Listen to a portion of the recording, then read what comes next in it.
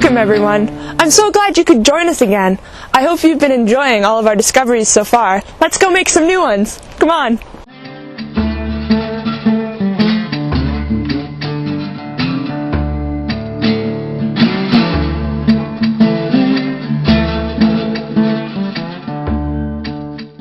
Italian history can be said to have started in the 19th century BC, when earliest accounts record the presence of Italic tribes in present-day central Italy.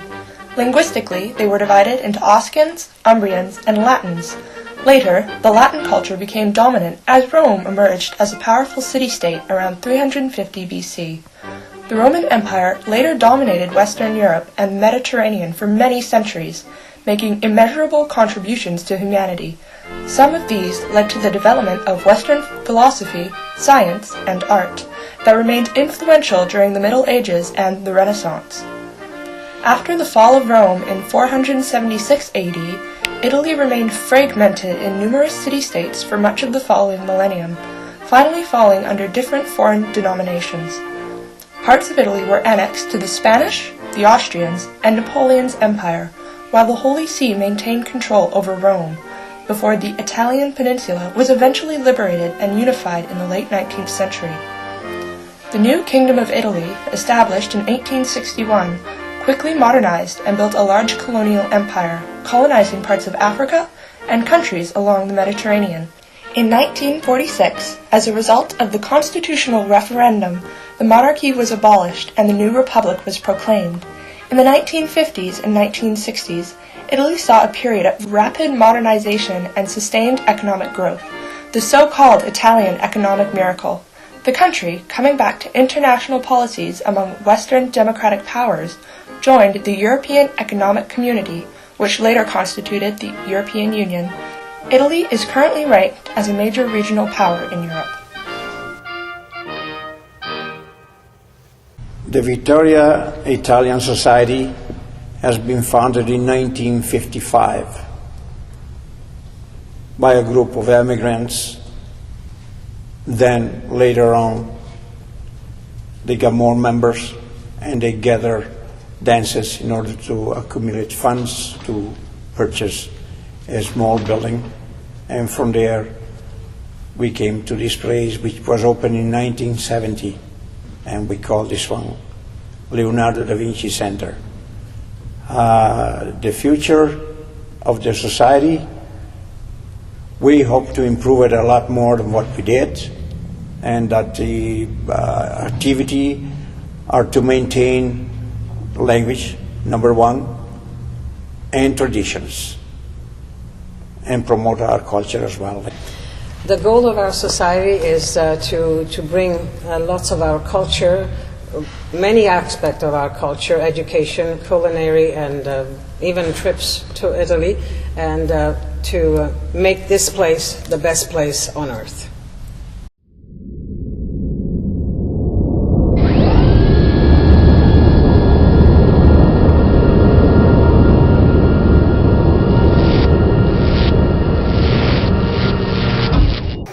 Good evening everybody.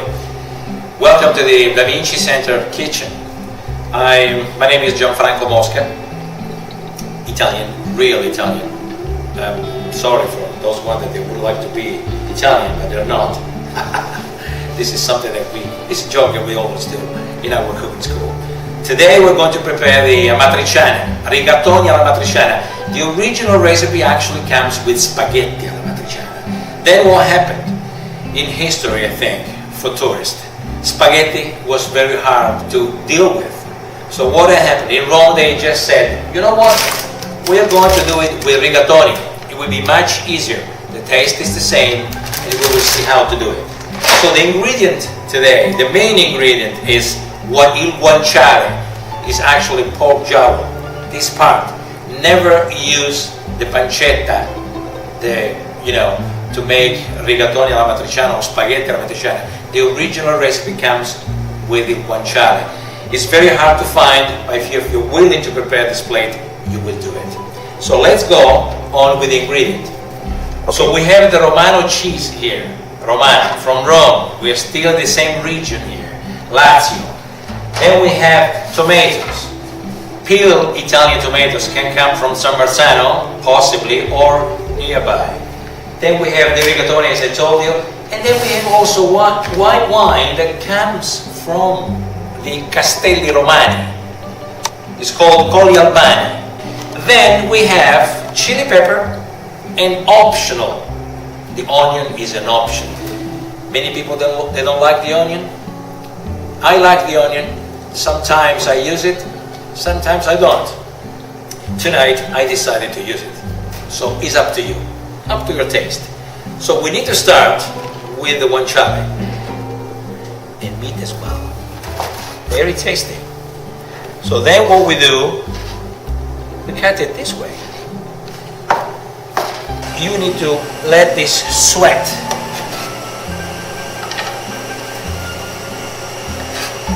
On the stove.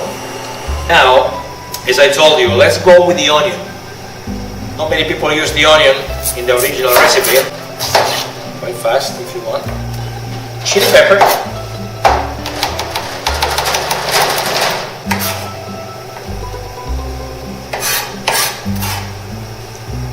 And now in a few minutes.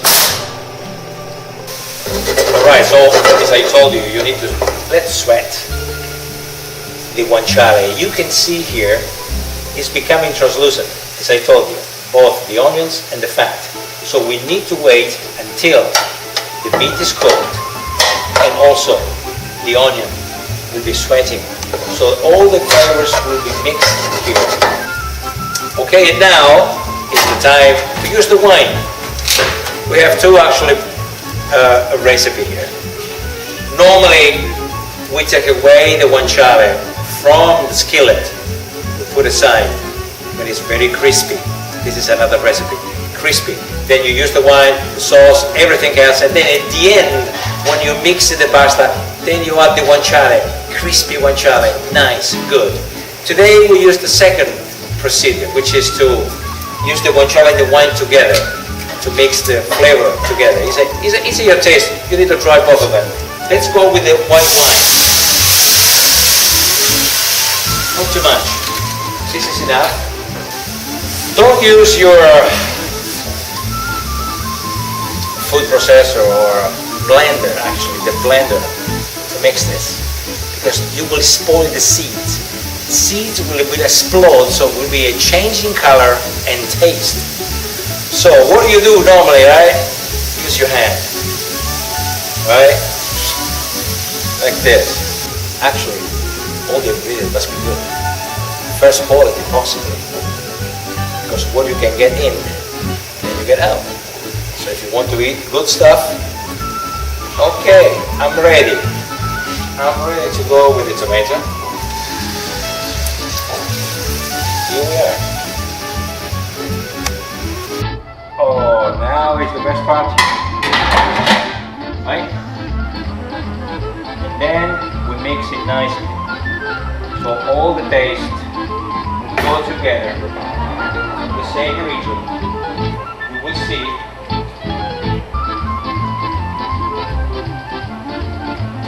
I think it's ready.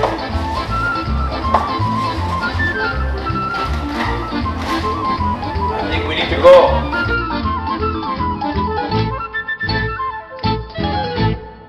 If you're an Orthodox Canadian, Lebanese, Greek, Ukrainian, you celebrate Easter a week later than the rest of us because you follow a different calendar. When we know the real reason is you want 50% off chocolates.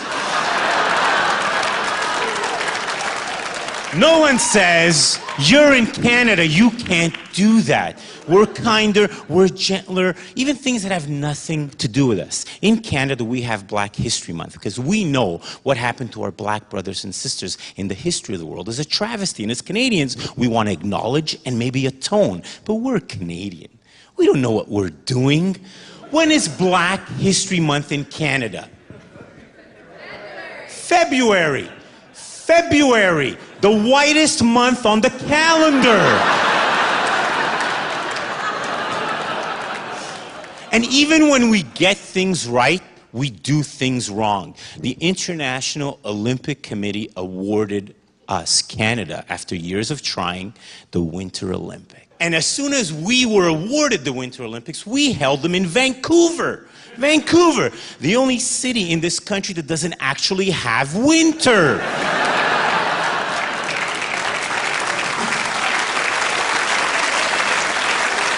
I cannot wait until we bid for the 2020 Summer Olympics in Nunavut. At least we can reuse the Olympic toques, right? I'm from Montreal. It's a cosmopolitan, multicultural, bilingual city. And I will share something with you. French is a beautiful language, of course. Bonjour. Comment allez-vous? Hein? Combien pour la danse? It is an extremely, extremely liberal place. And that liberalness also extends to the way they name their towns. My agent called me a couple months ago and she's like, Franco, I have a gig for you. I'm like, perfect, that's your job. I'm like, where is it? She's like, well, it's in the Eastern Townships, cottage country. I'm like, yes, but where? She's like, and I can tell she was uncomfortable. She's like, well, it's in a town called Saint Tite. Only in Quebec would they name a town after an intimate body part. And it gets worse. Apparently, in Quebec, there's a town called Saint Clit. Now, I must be honest, I don't know where Saint Clit is because I can never find it.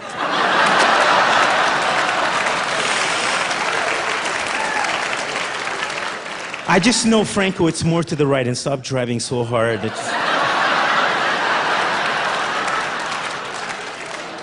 But I have to say, Winnipeg has been incredibly welcoming and stuff, but English Canadians, as an ethnic Canadian, you're not much better. Thank you for having us, but here's my problem with you. You are, as Canadians, you're so outdoorsy. You always want to go white water rafting, hiking on a mountain trail, trekking in the woods. Ethnic people, we don't do that shit. Our parents or grandparents or great-grandparents came from the old country, so we wouldn't have to do that anymore. I must say, in general, ethnic people do not camp, but Italians specifically never camp. There is nothing but negative connotations between us and the woods. Because of this, you will never see, ladies and gentlemen, 4 or 5 Italian guys lingering in the woods. You will not. And if perchance you should happen upon 4 or 5 Italian guys in the woods, I promise you, at least one of them is never coming back.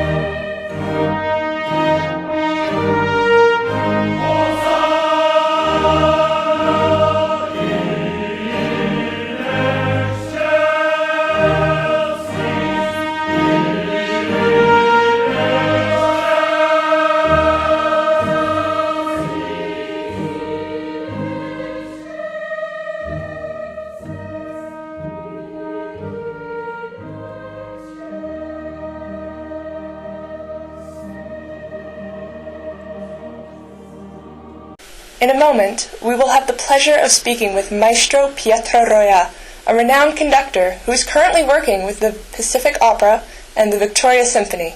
Let's speak with him now. My parents are Italian, and they were. My dad immigrated to Canada in 1950, and actually came to BC. Music was always important to me as a child, and I remember then as a teenager falling in love with the sound of the saxophone, and I wanted to be a saxophonist. So I took lessons, and then eventually went to university and did an undergraduate degree. I wanted to be a jazz musician, but then. And I did play some jazz, but then fell in love with the classical saxophone, which is, I know sounds strange, and it's it's a very specialized sort of field. And I took that up, and I got quite proficient on the saxophone, and by the time I finished my undergraduate degree, vocal music seemed to come back into my life, and I fell in love with opera. I loved listening to all of the Italian operas, and in particular, I loved Luciano Pavarotti. He was my favorite singer to listen to. And they started a conducting program just as I was finishing my undergraduate, and I thought, this is my chance to get involved with opera, and that's really what I wanted to do. And I was lucky enough to meet a professor at McGill at the time, who happens to be the artistic director of Pacific Opera here, Timothy Vernon, and he became my mentor. And I was very lucky to meet him, and I got a lot of opportunity working with him, assisting him. While I was a student, I came out to Victoria a couple of times as an assistant conductor to see how the professional opera company worked, and it was great. It was a great opportunity, great experience. And then I was invited to conduct at Pacific Opera in 2000 as a guest conductor. I did my first opera here, and it was the Barber of Seville. And after that, the Victoria Symphony and Pacific Opera, offered me an opportunity to come out here as an assistant conductor. So I moved out here in 2003, and I've been here for 10 years, and I love Victoria. I've had great musical successes here, working with both organizations. I was also music director of the Victoria Choral Society for a while, and for about 7 years, and I got to conduct beautiful choral works. So vocal music is still very important to me, and I enjoy conducting opera and orchestral music. I have to say, working here in Victoria has been a great joy. I mean, I love the city, and I've had some great opportunities with all three organizations, and in particular conducting orchestral music and operatic music. So it's been a wonderful time for me being here. I have to say that as a conductor, I've had the opportunity to work with some great people. The musicians here are wonderful. I still get to work with Timothy, my mentor. I've had some great opportunities at the opera, conducting some of my favorite composers as well. Mostly Italian opera. I've done some French opera, but I think I'm drawn to the Italian opera, and in particular Verdi, who I think is a composer that's just so direct, and his works are so lean and typically Italian. They just rouse such great emotion. And then my other great love is Puccini. I think just because he just tugs at your heartstrings, and he's such a great.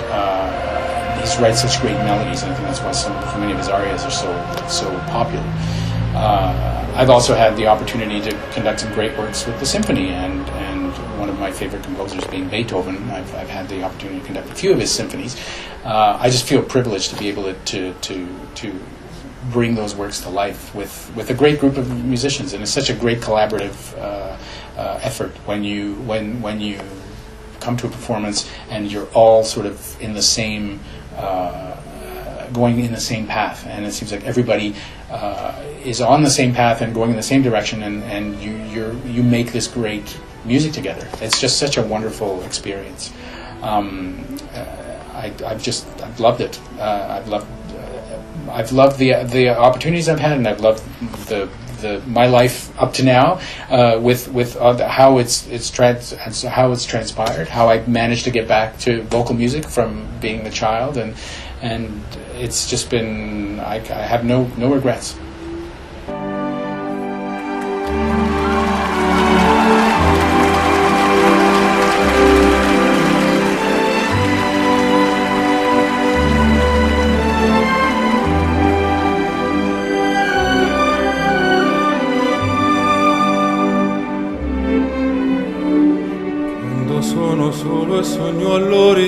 all'orizzonte mancan le parole. Sì, lo so che non c'è luce in una stanza quando manca il sole. Se non ci sei tu con me, su le finestre mostra a tutti il mio cuore che hai acceso. Chiudi dentro me la luce che hai incontrato per strada. Con te partirò, paesi che non ho mai veduto e vissuto con te. Adesso sì vivrò con te, partirò su navi per mari che io lo so non esistono più. Con te io li vivrò. Quando sei lontana sogno all'orizzonte e mancan le parole. E io sì lo so che sei con me, tu mia luna, tu sei qui con me, mio sole, tu sei qui con me, con me, con me, con me. Con te partirò, paesi che non ho mai veduto e vissuto con te. Adesso sì li vivrò con te, partirò su navi per mari che io lo so non esistono più. Con te io li rivivrò, con te partirò su navi per mari che io lo so non esistono più. Con te io li rivivrò, con te partirò.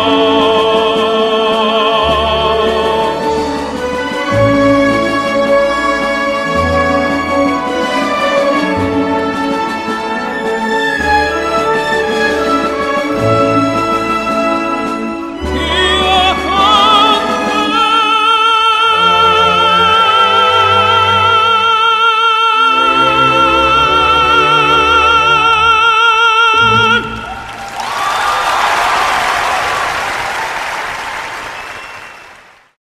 Thank you for joining us today.